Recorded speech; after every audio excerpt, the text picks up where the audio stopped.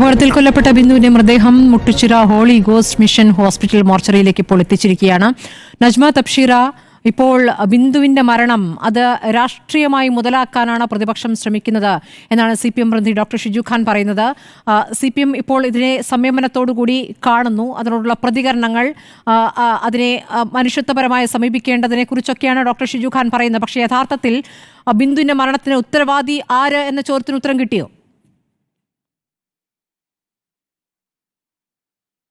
ഇല്ല. നോക്കൂ സ്മൃതി, നമ്മൾ ഈ വിഷയം ചർച്ച ചെയ്യുമ്പോൾ ആദ്യം ഷിജു ഖാൻ ഉയർത്തിയൊരു സ്റ്റേറ്റ്മെൻറ്റാണ് ഇവിടെ നമ്മൾ രാഷ്ട്രീയം പറയുന്നത് ശരിയല്ല എന്നുള്ളത്.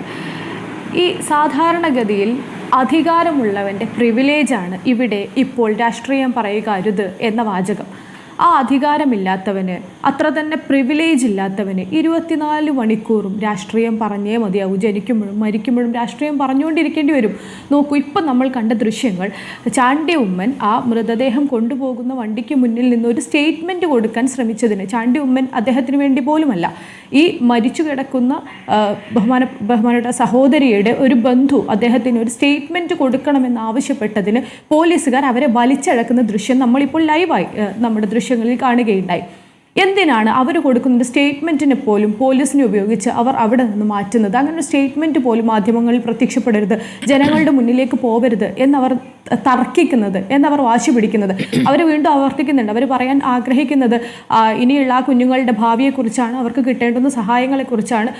ചാണ്ടി ഉമ്മൻ പറയുന്നുണ്ട്, മുണ്ടക്കൈ ചൂരൽ മല ദുരന്തം പോലെ ഇവിടെ ഒരു ദുരന്തം ആവർത്തിക്കാതിരിക്കാൻ വേണ്ടിയാണ് ഈ സമയത്ത് തന്നെ ഞങ്ങളത് ആവശ്യപ്പെടുന്നത് എന്ന്. ഞാൻ ഒരാളെ ഓർമ്മപ്പെടുത്തി തരാം. ഇതുപോലെ കോഴിക്കോട് മെഡിക്കൽ കോളേജിൻ്റെ അനാസ്ഥയിൽ വലിയ ദുരന്തം സംഭവിച്ച ഒരു സ്ത്രീ, ഹർഷീന എന്ന് പറയുന്ന യുവതി, പ്രസവത്തിനായി മെഡിക്കൽ കോളേജിൽ പോവുകയും പ്രസവം കഴിഞ്ഞ് വരുമ്പോൾ വയറ്റിൽ ഒരു കത്രിക ഫ്രീ ആയി കിട്ടുകയും ചെയ്ത ഒരു സ്ത്രീ. അവരുടെ വയറ്റിലുള്ള കത്രിക ആര് തുന്നിക്കൂട്ടി വെച്ചതാണ് എന്ന ചോദ്യത്തിന് ഇന്നേ വരെ ഒരു കൃത്യമായ മറുപടി അവർ കൊടുക്കുന്നില്ല. ഇത് ഞങ്ങളുടേതല്ല എന്ന് കൈയൊഴിയുക മാത്രമാണ് ഓരോ ആശുപത്രി അധികൃതരും ചെയ്തത്. ഒടുവിൽ അവർക്ക് ആളുകളുടെ മുന്നിൽ വന്ന് ചോദിക്കേണ്ടി വന്നു, ഞാൻ എന്താ കത്രിക വിഴുങ്ങിയതാണോ എന്ന്. അങ്ങനെയുള്ള ഒരു സ്ത്രീ 2023 ഈ സംഭവം ഉണ്ടായി. 2025 വരെയായി, ഈ വർഷം വരെ വലിയ സമരങ്ങൾ ചെയ്തു. ആ സമരങ്ങൾക്കൊടുവിൽ ഈ വർഷം ആദ്യം എനിക്ക് തോന്നുന്നു വനിതാ കമ്മീഷൻ അധ്യക്ഷയാണ് ഇവരുടെ സമരത്തെ പുച്ഛിച്ചുകൊണ്ട് അവരുടെ സമരം രാഷ്ട്രീയ പ്രേരിതമാണ് എന്നൊരു സ്റ്റേറ്റ്മെൻറ്റ് ഇറക്കുന്നത്. ഇങ്ങനെയുള്ള സാഹചര്യങ്ങൾ കേരളത്തിൽ ഇത് 1, 2, 3 അല്ല, ഇത് നിരന്തരമായി ആവർത്തിച്ചു വരുന്നതാണ്. അതുകൊണ്ട് തന്നെ അപകടം ഉണ്ടാവുന്ന സമയത്ത് രാഷ്ട്രീയം സംസാരിച്ചേ തീരും. ചാണ്ടി ഉമ്മനെ ഒന്നാം പ്രതിയാക്കിക്കൊണ്ട് കേസെടുത്തിട്ടുണ്ട്. ഈ പ്രതിഷേധത്തിൽ കണ്ടാലറിയുന്ന 30ഓളം പേർക്കെതിരെയും കേസെടുത്തിട്ടുണ്ട്. ആംബുലൻസിന്റെ വഴി തടസ്സപ്പെടുത്തി എന്നാണ് പറയുന്നത്. കാരണം ആംബുലൻസിന് മുന്നിൽ പ്രതികരിച്ചത് യഥാർത്ഥത്തിൽ ബിന്ദുവിന്റെ ബന്ധുവാണ്. ആ പ്രതികരണം നമ്മൾ കണ്ടതാണ്. ആ കുടുംബത്തിന് സർക്കാർ ഉറപ്പ് നൽകേണ്ട കാര്യങ്ങളെക്കുറിച്ച്. കാരണം ആ കുടുംബത്തെ സർക്കാരിന്റെ ആരും കണ്ടിട്ടില്ല, ഈ മരണശേഷവും ആരും കണ്ടിട്ടില്ല. അതുകൊണ്ട് ആ ആവശ്യങ്ങൾ ഉന്നയിച്ചാണ് ആ ബന്ധു വന്നത്. അതെ അതെ അതെ അവിശ്വസനീയമാണ് സത്യം പറഞ്ഞാൽ കേരളത്തിൽ ഇപ്പോൾ നടക്കുന്ന കാര്യങ്ങൾ ഓരോന്നും. ഇത്ര വലിയ പ്രതിഷേധം ഉണ്ടായിട്ടും, ഇത്ര വലിയ വിഷയങ്ങൾ ഉണ്ടായിട്ടും ഇവരെവിടെ നിന്നാണ് ആളുകളെ തെറ്റിദ്ധരിപ്പിക്കാൻ ശ്രമിച്ചുകൊണ്ടിരിക്കുന്നത്? നേരത്തെ സ്മൃതി സൂചിപ്പിച്ചതുപോലെ കൃത്യമായ ശ്രദ്ധയുണ്ടായിരുന്നുവെങ്കിൽ ഒഴിവാക്കാമായിരുന്നു ഒരു മരണത്തെക്കുറിച്ചാണ് ഇന്ന് നമ്മൾ ചർച്ച ചെയ്യുന്നത്. അവരുടെ കുടുംബത്തെക്കുറിച്ചോ അവരെക്കുറിച്ചോ നമുക്കോ വേവലാതി ഇല്ലാഞ്ഞിട്ടല്ല, നമ്മളെല്ലാവരും വലിയ വിഷമത്തിൽ തന്നെയാണ് ഇത്തരം ഒരു വാർത്തയെ സമീപിച്ചുകൊണ്ടിരിക്കുന്നത്. പക്ഷേ അവിടെ രാഷ്ട്രീയം പറയാൻ പാടില്ല എന്ന ഇവരുടെ സ്ഥിരം ഉണ്ടല്ലോ, അതിവിടെ എടുക്കാൻ ശ്രമിക്കേണ്ട, അതിന് സൗകര്യമില്ല.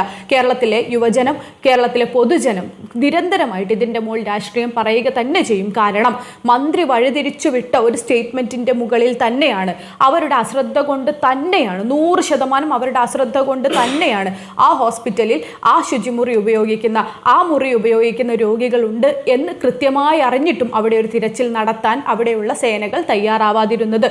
അങ്ങനെയൊരു തിരച്ചിൽ വൈകിപ്പിച്ചത് ഇത് കൊലപാതകമാണ്. ഇവിടെ രാഷ്ട്രീയം പറയുക തന്നെ ചെയ്യും. ഷിജു ഖാൻ മറുപടി പറയണം.